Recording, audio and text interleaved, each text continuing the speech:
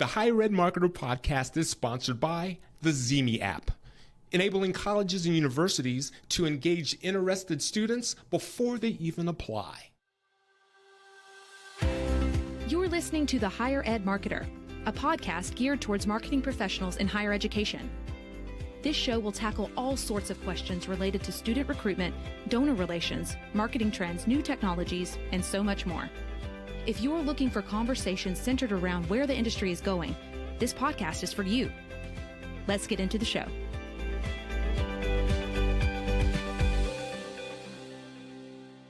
Welcome to the Higher Ed Marketer podcast. My name is Troy Singer, and I'm here with Bart Kaler. We co-host a show where we interview higher ed marketers that are interesting and that we feel can move the needle for other higher ed marketers that listen to the podcast. Today, we talk to Matt Wszolek. He is the Senior Executive of Marketing and Media for the University of Illinois. And this conversation with Matt is exciting, it's impactful, and like most conversations with Matt, it's very passionate. Today, we talk about blocking and tackling with PPC. Yeah, Troy, I think that we kind of played around a little bit with the title of this. We talk a lot about differentiation. We talk a lot about marketing effectively. Matt really runs kind of the internal agency for U of I that helps with paid media. But I think that one of the things that I've learned is that so many schools are curious about what I would consider the segment of paid media, which is pay-per-click, whether that's Google ads or Meta ads or TikTok or social or whatever it might be. Matt kind of unpacks a lot of kind of best practices, kind of what I would call the blocking and tackling of those areas, and gives us kind of some ideas of how to kind of push the envelope on some things, what to expect, how to set those expectations up for your leadership, as well as just kind of some out of the box thinking of paid media, of engaging different prospective students and alumni. And then we also get into a little bit of details about some connected TV. So this is a full episode. I think it goes a full 40 minutes. So I would encourage you to really either listen to the whole thing or take a couple, take it in a couple segments. But I think it's a really rich conversation that you're going to walk away with a lot of great ideas. And if you're not already a fan of Matt's, you will be. Here's our conversation with him. Matt, recently we like kicking off our episodes by asking this question of our guest. Please tell us something interesting or unique that you've learned recently. So, it's funny because Bart, Troy, I get so involved in marketing all the time, right? But I love to learn outside. And for whatever reason, I'm obsessed with space. I don't know if it's all the Back to the Future watching as a child, but space and time and distance is incredible to me. And so I literally spent a half hour yesterday. I don't know if you saw this, but there's a radio telescope, right? 100 billion light years away is sending a continuous radio signal for the first time we've ever received this. And it just blew my mind thinking there could have been a civilization there 99 billion years ago. And now we're just getting the signal that, hey, here we are. I think that stuff just blows my mind, right? Kind of keeps us centered too a little bit, right? Because here we are always obsessed and thinking about our ad campaigns and marketing and what's our higher ed institution doing. But then you think, wow, in the grand scope of things, 150 billion light years away, I think we're going to be okay, right? Yeah. Thank you for giving me something to geek out on this Sunday afternoon. That's awesome. Thank you. That's exactly what we like to hear. Matt, if you would, tell us about your role at the University of Illinois.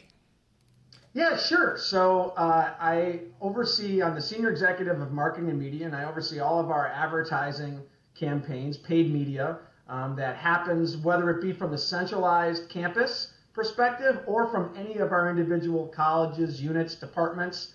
And it's extraordinary because my alma mater is U of I, right? And so for me to give back, the intrinsic motivating factor of working for my alma mater makes it really fun to get up in the morning and very, very exhausting to go to bed at night. Matt, you have a unique perspective because I think you and your department, you touch almost every department area of the campus because your campus doesn't utilize outside agencies. It's you and your team. Is that correct? Troy, you're absolutely right. We don't use agencies. when we're in, we all know we don't have the budgets of the large AT&Ts and State Farms and Verizons of the world in higher ed, right? Some of us have tiny amounts. Some of us have gigantic amounts per se. But again, we have to be as efficient as possible. And so, no, I don't. We don't use agencies, because if we've got to siphon off even $1 that's not going to paid media, that's going to influence our efficiency and our effectiveness with our very little amount of dollars. And so we absolutely do. You're right. We do everything in-house, everything from social to Google search to programmatic, connected television, streaming radio, podcasts. We do everything certainly ourselves. And I think it gives a lot of joy for our campaigns to extend even further into the marketplace, right? Because if we're siphoning off those precious dollars, are we then getting the reach we wanted? Are we going to hit the amount of eyeballs that we wanted? Are we going to get the type of form fills that we needed? Probably not. Yeah, I love that, Matt. I think it is a good example of also, I think that, being in, day out, you're going to have a better pulse on everything. I'm an outside agency. I'm asked sometimes to come in and help with different elements, and we come to the table with different elements. But I think that you're right to have the internal expertise that you guys have and to be able to leverage that 100% for the school. I commend you guys, because I think that's awesome, and I think that's a really good stewardship model.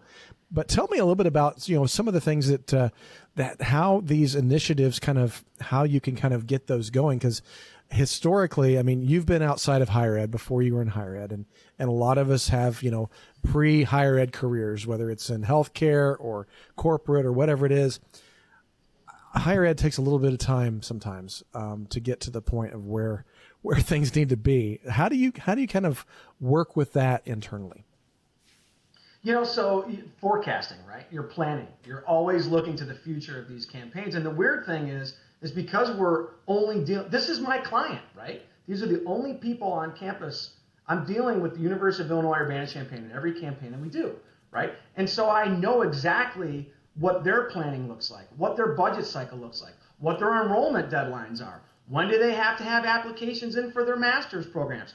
What is advancement looking at as far as moving their folks down the engagement needle towards a Giving Tuesday, right? And so it's a constant communication and getting in front of all of these people and saying, okay, what's the strategic objectives? Where do you want to go? Where does paid media fit into this? And then how are we going to efficiently and effectively use those dollars? So when we gather all of that information from all these different people across campus, right, we can then look at and use that forecast to go out and find the best deal for us that's buying in bulk, that's creating economies of scale, because our budgets are all over the place. Right. We have people that spend $500, which is a lot of money for them. We have people that spend $5 million, right? How do we make sure that it's not just all about the big dogs, but it's about every dog, right? And making sure that that $500 gets the attention it deserves, that someone actually is focused on it, but they're also paying the same prices as the person that's spending $5 million, right? And that's the whole point. If we can go out and we do this forecasting, it's a very easy value proposition that we give to people. Like, all right, look, you don't have to pay an agency, so we're going to work for you for free. I'm sitting here working for the same campus that you are, so I care, right? We have access in real time, 24/7, 365 to how your campaign's going, so we can make adjustments to make sure we're not wasting frivolous dollars. And I care, and you're getting the same support and service and pricing that no matter who is on campus, we're all in this together. Why would you say no to that, right? And it's no wonder that we've grown and had so much more campaigns launched, because the people spending the $1,000, $5,000, they don't have to worry about hitting spending limits or spending minimums with a vendor, right? We're hitting that together as a university, and now they can actually play in sandboxes they never used to be able to play in. Yeah, I think that's a really good point. And I think that the idea of having that that model of stewardship at University of Illinois makes a lot of sense. And I'm going to go a little bit off script here for a second, because I know I've got a lot of people listening, Matt, who are like, okay, this is great. I get what he's saying with $1,000 a month, because that's my budget. And I don't have Matt and his team at my school. What do I do? Yeah, you know what? It's funny, because even though there's a Matt at U of I get that question every day, right? I actually, the question is even more generic than that. It says, I don't even know what I should ask for, or what kind of budget is necessary. And that's where you have to subjectively look at what are your goals and objectives of that particular campaign, right? And when you can look at those specific goals and objectives, then you can go back and say, all right, maybe this is a recommended tactic for you. And if that's the recommended tactic, and here's how long how long you want that advertising to go out there, you're looking at 3 months, you're looking at one tactic, we think we're only trying to do this, well then you only need X, Y, Z as far as your budget goes, right? And I think people get scared because they always think it takes a lot.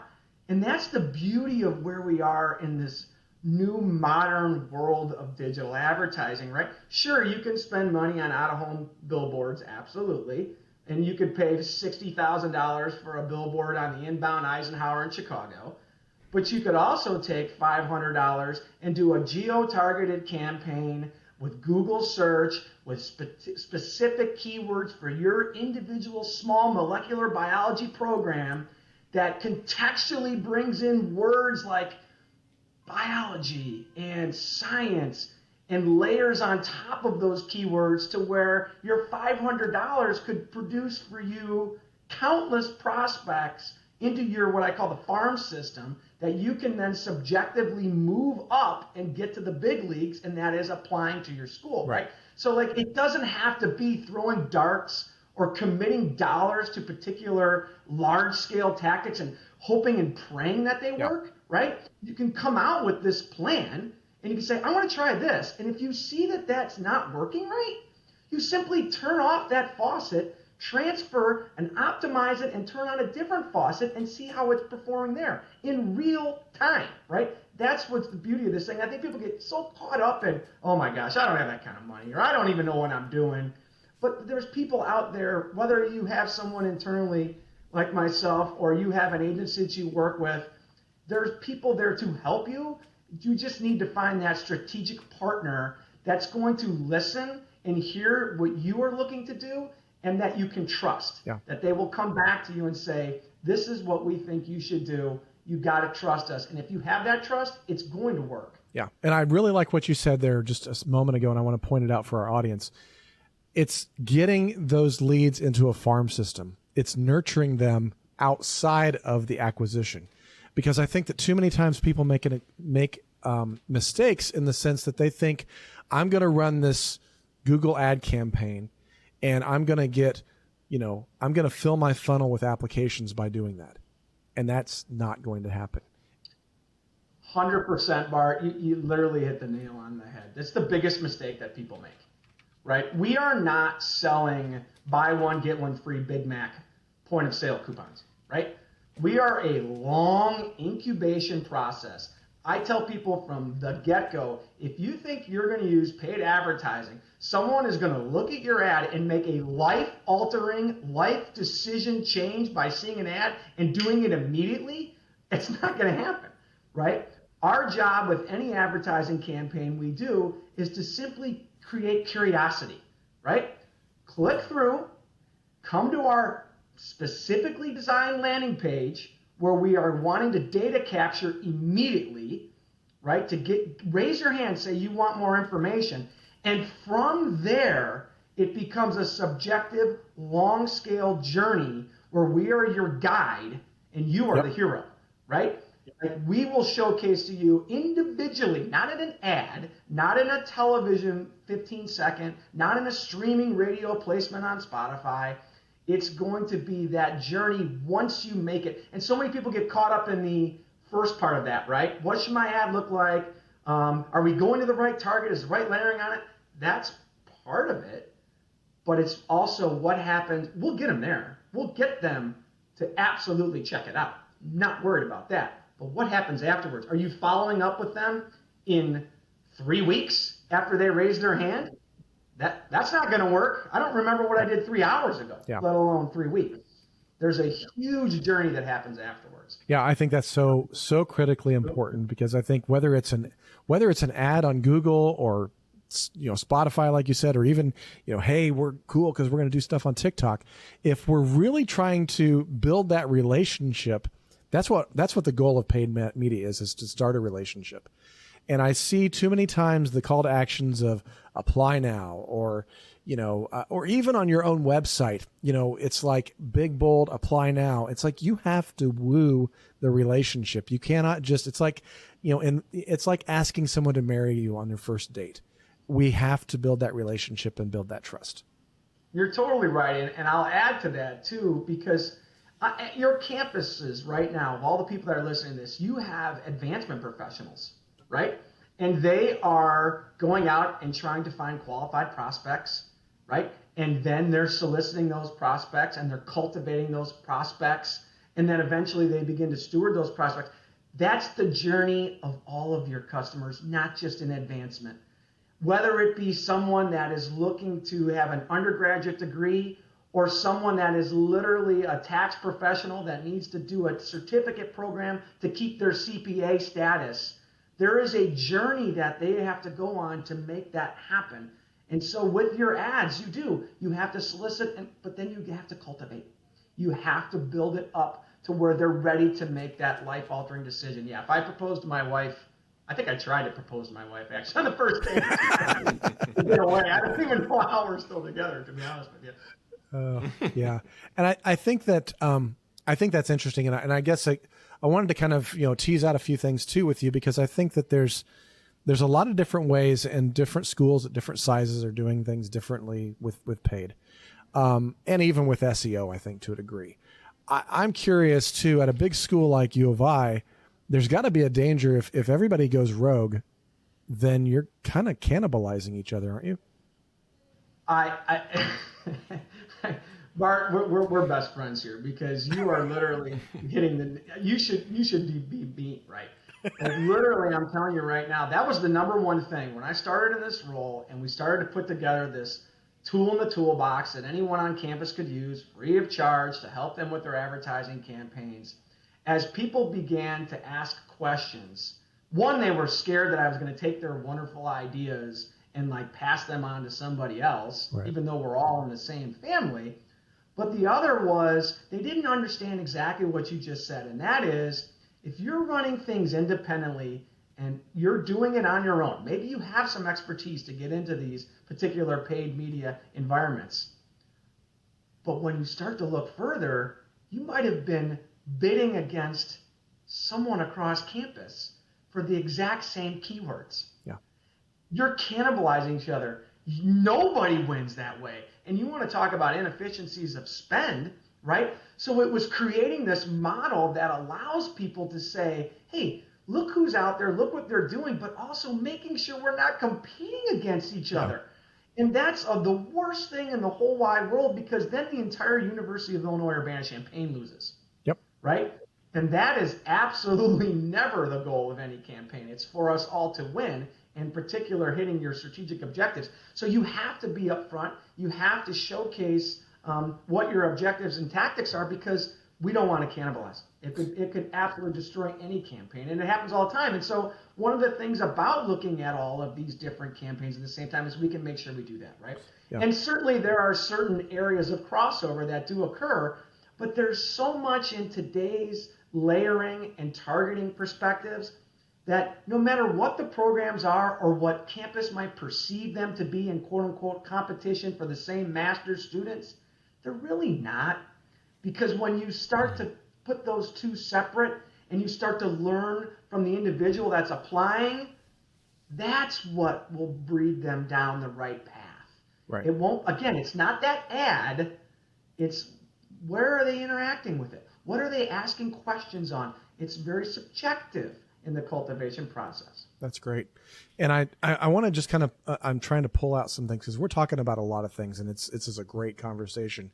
I mean, one, we've talked about the idea of, if you've got multiple people on campus, be sure you're not cannibalizing each other and outbidding each other. I mean, the only winner, and that's Google. The only winner, and that's Meta. I mean, they're good. They don't care. You can bid till you're blue in the face on that. But the second thing, and you kind of touched on it earlier, but I want to make sure that everybody understands this, is that we're doing things to build relationships, and part of the way that we're going to build a relationship is to take them to a place that conversation can start. And you talked about a landing page. One of my pet peeves, and one of the things that just makes my head want to explode when I ask somebody to tell me about your paid campaign, I'm like, where do you send people when they click on this apply now button? Oh, we send them to the front page of the website. I mean, I talk about that. Oh my gosh. So, you know, how long do we have? The landing page, again, you have to think from the consumer's journey standpoint, okay? Here they are. We've gotten them excited enough to learn more, right? But we've got to make sure we continue that journey, not only at our pace of what our new marketing funnel is going to be now that we've gotten somebody to raise their hand, but on their terms too, right? And so this landing page, you got to make sure that when you get there, yes, it's going to be giving some very pertinent information about what the program is, but it's not going to have thousands of words, and it's not going to have all these pictures that are moving in motion and causing you to scroll through pages and pages of content. They will abandon ship. We are in the head down, I don't have time for anybody generation. And so when they get there, it's short, it's concise, it's a quick boom, a dart thrown right at them. And the critical component, and this is the one that so many people forget in the landing page, is a very simple and fast way to enter in an email and say, I want to learn more. Here's my email, click. Not 700 questions. What's your name? What's your address? Because the more questions you ask, the more opportunities for abandonment you present to them. You can find out what program they're interested in later. You can find out where they live later. You can figure out what semester they're looking to apply for later. Because the more barriers of entry you're going to have for them, forget it. It's got to be front and center. It's got to be right there. It's got to be easy to submit. And boom, if you have a back-end CRM that it goes into, we use Slate for a lot of our things, or Blackbaud for our advancement efforts. There then needs to be that quick follow-up with that individual to say, we're really excited. Thanks for reaching out. We want to learn more. And to be honest with you, Bart, if you want to be totally frank here, privacy laws are changing anyways, right? So now is the time all of us across this country in higher ed should be having as little barriers of entry as possible to get people to raise their hands, because we're going to need that first-party data, because we're not going to be able to target and place ads to them like we have in the past or currently can. It changes by the second. And so now is the time to start gathering that first-party data so we can then have our own audience versus relying on third parties to provide one for us.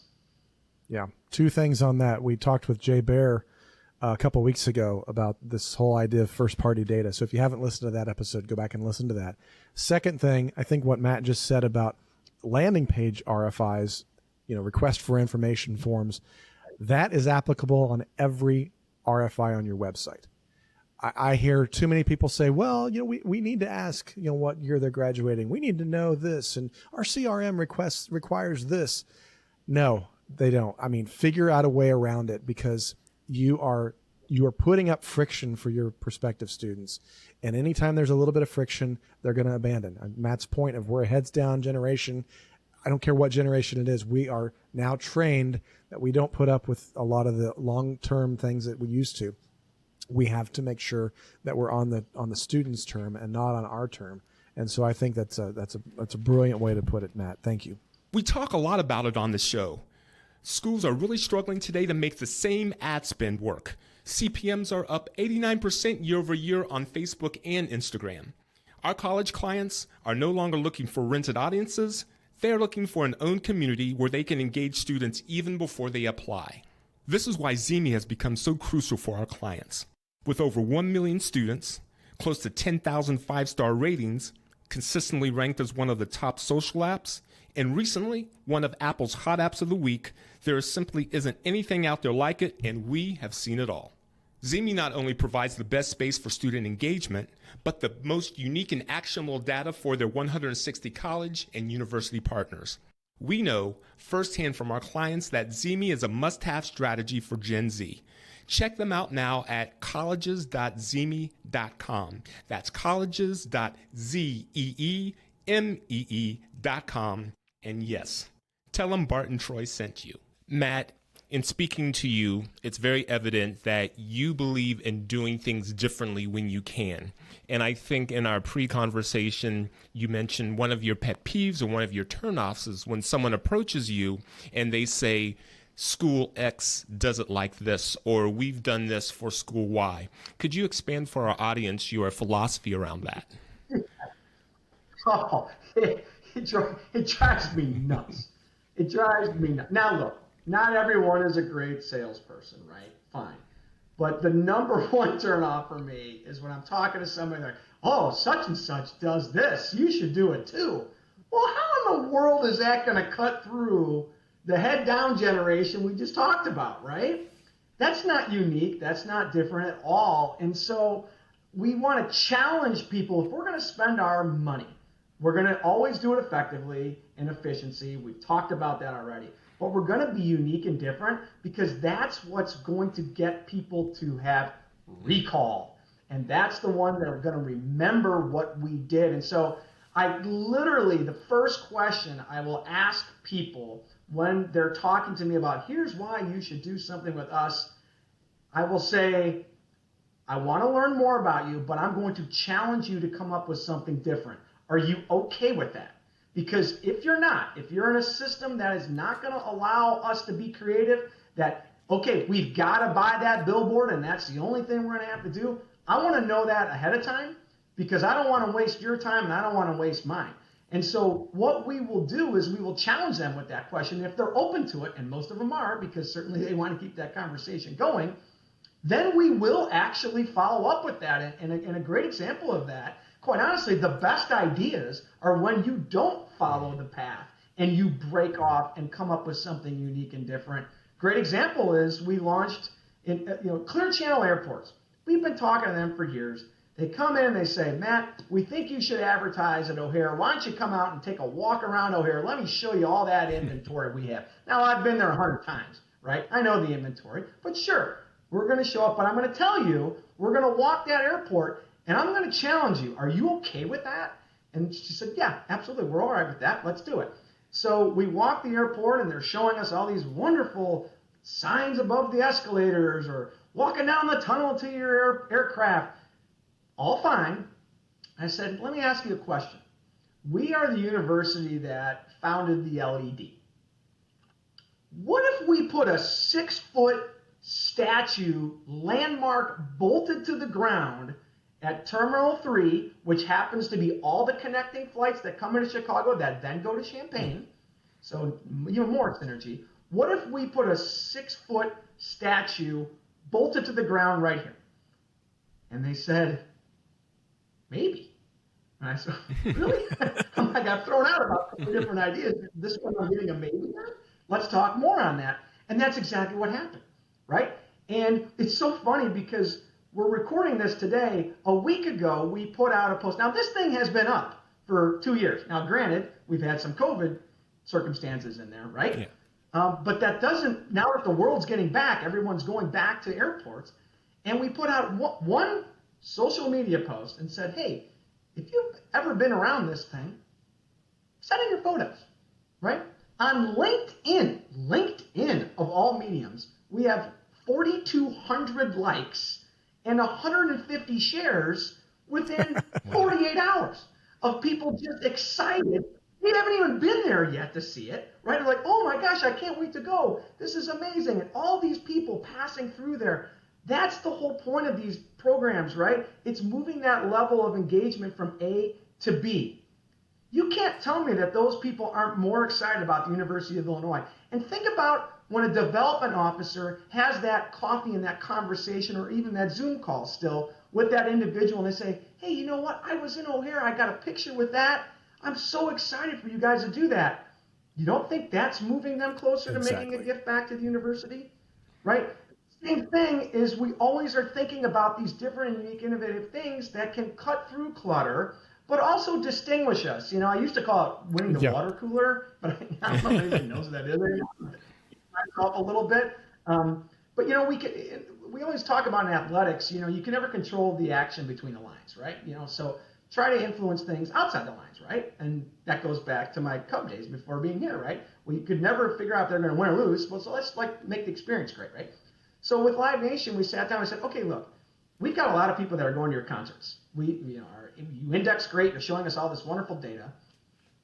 What if before the gates open to the public, 5 minutes before they open to the public, what if anybody that was a University of Illinois alumnus that was going to the concert that day and had lawn seats could get into the concert and get their lawn spot before everybody else? You've already got the security there. You've already got the people working the gates. We're not asking you to put out more expenses. What do you think of that? And they said, we love that idea. Let's do it. And we did, right? Again, you want to talk about the engagement from A to B, right? I got my lawn spot before anybody else. And you know that they went back to work or got on their next Zoom and told everyone under the sun that they had the opportunity to do that because they were an Illini, right? That's the kind of cut through the clutter stuff. You're never going to get that when someone's like, this is what every other college does. Well, then forget it. I don't want to hear it. It literally annoys the heck out of me. And I want to just make a point too, Matt, that I think that a lot of what you're saying, I would kind of consider top shelf, but I think things can come down. I mean, you guys have relationships with Clear Channel, with Live Nation, those types of things. But I think, and I'm trying to encourage my small schools that are listening right now, and I know some of you are rolling your eyes and say, boy, wouldn't it be great if I was like that? You can do that. I mean, take what he's doing in O'Hare and take it down to your local shopping center. Take what he's doing at Live Nation and take it down to the concert at your local church that you're affiliated with. There are ways to do it. You just have to think outside the box. And I think that's the bigger thing that we're talking about here is how can you think about things differently? And let me add to that, Bart, because you're right. Because again, they might hear that and go, oh, that had to be expensive. That had to cost them a lot. Well, there's other ways to organically create that momentum and excitement, right? It cost us $1,000. $1,000 a few years ago. We got one of those boats that gives architectural boat tours down the city of Chicago on the Chicago River. And by the way, if you've never done it, you absolutely have to. It's really fascinating, the history of the architecture in Chicago and all the different bridges. I digress. But we gave them $1,000 and said, we want to buy that boat for an hour. And we put our Marching Illini marching band on that boat. We sent out a map ahead of time to all of the folks that lived in Chicago and were working downtown and said, on this day, come see the band perform on the river. That's cool. And we just floated down like a little symphony playing down the river, and people were lined up on the bridges, on the sidewalks, in the parks, and everybody had their phones up, and everybody then was posting it out and showing it to everybody. Yep. It cost us $1,000. Yeah. Right? It doesn't have to be $1 million. It just has to be something that's going to be unique and different. And by the way, you know who covered it, right? All the local media. Yeah, right? Exactly. Everybody sent a camera out there because it's different. It's unique. Yeah, that's great. Love that. Love that so much. Well, let's talk a little bit about where we're going with trends in higher ed marketing. I mean, there's a lot of things we've talked about here today. We've talked about a lot of digital marketing. My wife and I kind of have a ritual every evening that we watch a show with our kids, usually on Disney or something, and then we watch Hulu, and we've got this this new murder mystery that we're excited because there's like 20 episodes of it, 20 seasons of it, so we're set for a good long time. But I noticed on Hulu they're doing a lot of interesting things as far as the streaming ads, and I've talked about it before that I know that they know the big data of my household. A lot of those ads are aimed at me because of who I am, because of where I live. I see that. But there's some trends that I'm starting to see with, choose your own ad now. I know American Express gives me like 3 options that I can choose which ad, and we have a favorite that we always watch because or the new electric Chevy has a one where the woman's pregnant and we think that one's funny, so we choose that one. And so what kind of trends are coming, especially when we look at digital and in higher ed? Talk a little bit about that. So connected TV is a spectacular, I'm going to get up on the soapbox here. Perfect. Because connected TV is spectacular, right? So it allows you to hit the people that you want to hit, right? So you're looking for a certain individual that has interests in X, Y, Z in a certain market, you can do that, right? And so in theory, you can then place that ad in front of the particular audience that you care of. And so with connected TV, there's always two things, though, that you have to ask yourself. The first is, what type of ad am I going to have, right? And you've talked about it. They are evolving at a rapid pace. I mean, traditional television was up for 60 years before they had anything besides the 30-second TV spot, right? And so they're adapting with all different types of wonderful types of ads that allow you to then A/B test within the ad itself. Which ad did they choose to watch? Yep. Right? That's revolutionary for TV. But it's also, the second point is, where is that ad running? And this is a dangerous, dangerous thing that many in the entire private or public or higher ed sphere are not necessarily aware of. And that is, when you put your ad out, is it in premium inventory? And most of the times, when those ads are put out there with the layering, are 99 out of 100 of your ads running on Pluto television? I don't have anything against Pluto, but are they all going there? Right. On the Beverly Hills 90210 channel at 2 a.m.? Are any of your ads showing up on the This Is Us finale in premium content? Right. Or on sports? Or in news? Like, learning and understanding specifically where those ads are going is vital. Because just like the old traditional television, where it's like, I want to be on the Super Bowl, because you know everybody's watching it, right? You got to think of all of your ads as, how many Super Bowl ads am I getting to my particular audience? Right. And this is dangerous. And this is a question, whether you use an agency or you don't, if you are the client, you need to be asking them this all the time. How many of those ads are showcasing on the platforms that I have value in? The Hulus of the world, the Sling TVs of the world, right? The Discovery Networks, the new Disney Plus ad version that's coming soon, right? How many are there? Because if you get that answer back, that's 1%, you might hear, oh, well, hey, no, don't worry, it's still getting to your audience. But what kind of content do you want to marry yourself to? Right, exactly. Right?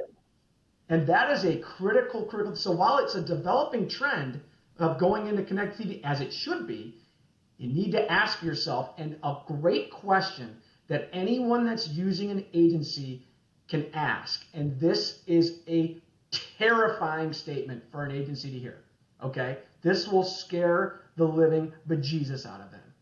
You need to say to them, on whatever particular tactic that you happen to be in this case, let's say connected television, you need to ask them, I would love to see your optimization log. Because their job, and what my job and Grace Lamb, who works with me on our side, is to look at that 24/7. Just because the ad's out there, is it in the right location?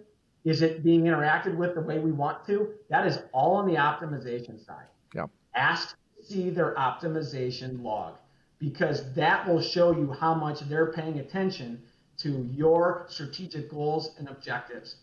It's vitally important. That's great.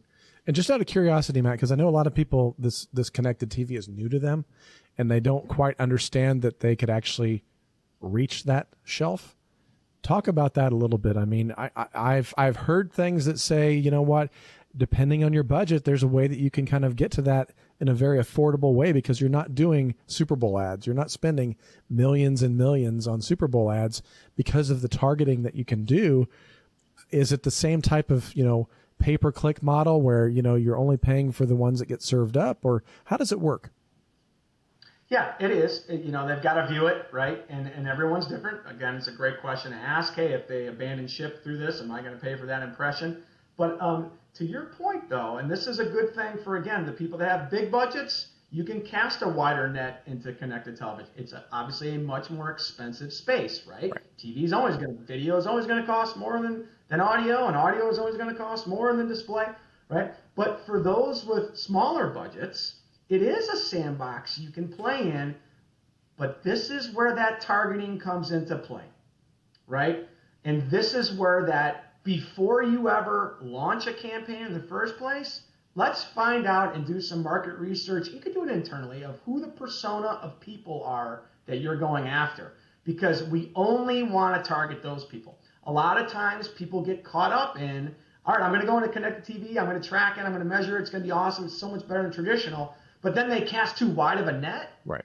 And while you might catch some of those fish in the net, a lot of the fish you caught were junk, were really not ready. So you need to be in that targeted group of people. And I'll tell you a great place to spend a tiny bit amount of money and get wonderful premium content.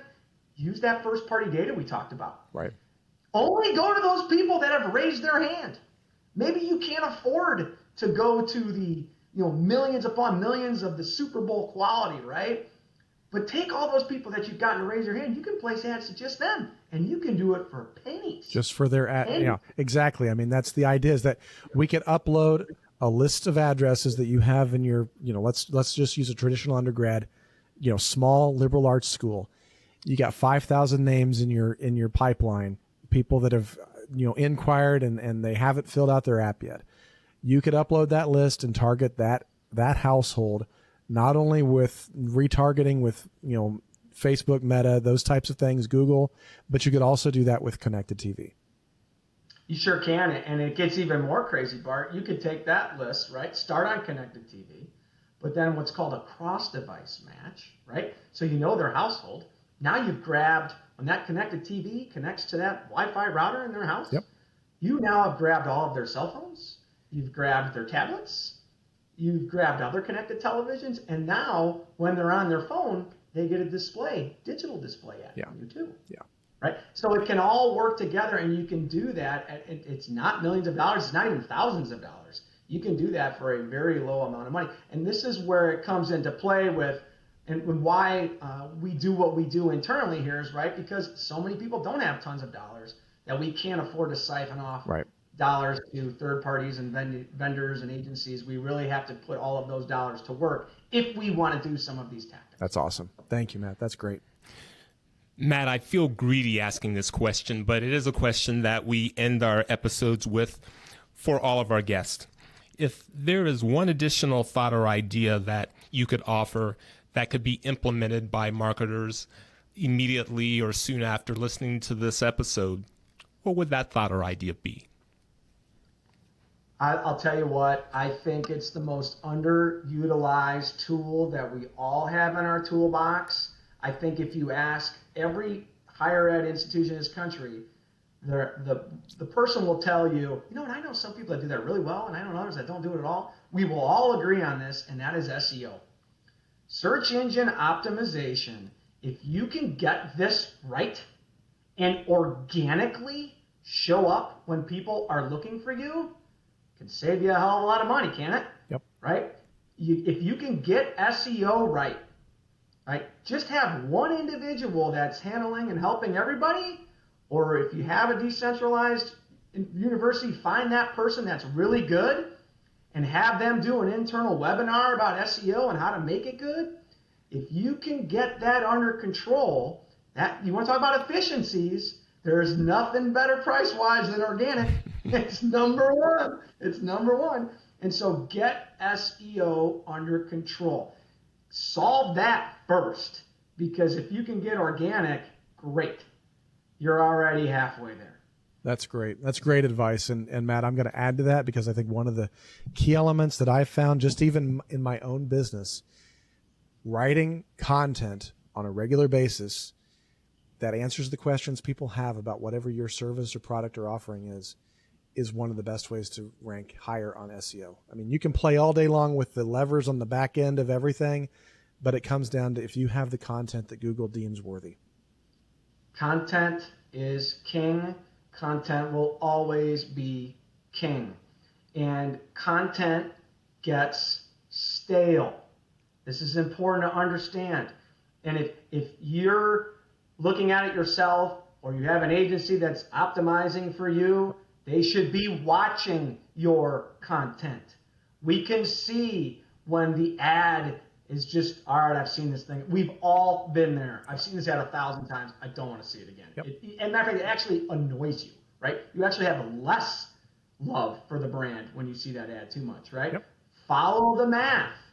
Follow when you see engagement going down with creative and create more content. Stay atop of it because, again, you might have the best SEO setup. You might have the world's greatest placement of ads. Heck, you might even have the best landing page and marketing funnel system that's ever been created in the history of higher ed. But you've got content that is stale and old. None of it matters. Content is king and will always be king. Awesome. Thank you, Matt. Matt, for those of our listeners that you've just won over, that you've gained fans, for those that would like to reach out and contact you for any reason, what would be the best way for them to do so? Yeah, absolutely. I got to be honest with you. One of the things I love the most about higher ed is there is this opportunity to dialogue and learn from each other and use case study analysis. It's one of the things I love the most about higher ed, period, and your podcast for that matter, right? Is that contact me via email first and foremost, probably the quickest way. But after that, let's set up a time to chat. I will gladly talk to you. I want to learn from you. I want to learn I want to do a SWOT analysis on your school. What have you seen that's worked? What hasn't worked? Where's your biggest opportunity? Because there's probably some synergies there. And a lot of times we might not even be playing in the same sandbox. So let's help each other. So reach out on my email, mwzolik@illinois.edu. We'll set up a time to talk after that. I love doing this stuff. Have me back anytime. We certainly will. Thank you, Matt. Bart, do you have any final thoughts you would like to share? Yeah, we've covered a lot on this episode, and I think that if you've been inspired by it, go back and listen to some of the elements again. I think that a lot of what Matt's talked about is just some of the basics of blocking and tackling when it comes down to the paid media. I think that in many ways it's a shiny object that we all think that, I can just put my credit card into my Facebook account and start getting leads. Yes and no. And I think that Matt's brought a lot of really good things to bear on that conversation. And I think that there's certainly some tactics, but I think the number one thing I want everybody to walk away with is that it is a door into a relationship. And at the end of the day, higher education is a long-term play. It's a long decision. And this needs to be every tactic that we do is to build the relationship. And I really liked Matt's thing about the classic story brand type of thing where we are guides on the journey of the hero whether it's a prospective student, whether it's a parent of a prospective student, or whether it's a donor. We are the guide, they're the hero. Let's make sure that we do that and build the relationship correctly. And when it comes time, they will convert. But don't expect your paid media or anything that you do today to, all of a sudden flood the inbox with all these new applicants who are ready to matriculate and graduate. It takes work and it takes effort and it takes time and it takes a process. And I think that Matt's done a great job of helping us understand that. Thank you, Bart. The Higher Ed Marketer podcast is brought to you by Kaler Solutions, an education marketing and branding agency, and by Think Patented, a marketing execution company combining print and digital assets for deeper engagement. On behalf of Bart Kaler, I'm Troy Singer. Thank you for joining us. You've been listening to The Higher Ed Marketer. To ensure that you never miss an episode, subscribe to the show in your favorite podcast player. If you're listening with Apple Podcasts, we'd love for you to leave a quick rating of the show. Simply tap the number of stars you think the podcast deserves. Until next time.